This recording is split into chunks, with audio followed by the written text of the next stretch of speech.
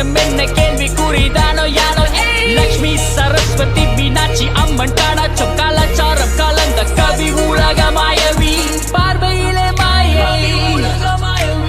பேசும்போது மாயை உன்னடையிலே மாயை உன்னடை இடை உடை மல்லிகை மொட்டு தள்ளாடும் குங்கும பொட்டு உன் புன்னகை புதுவிதமெட்டு உன்மேனி காஞ்சிபுரம் பட்டு வாடி என் வீட்டு செல்வி தமிழ் பேசும் கலிமுக ராணி நீதான் நாம் தேடும் புள்ளி மானடி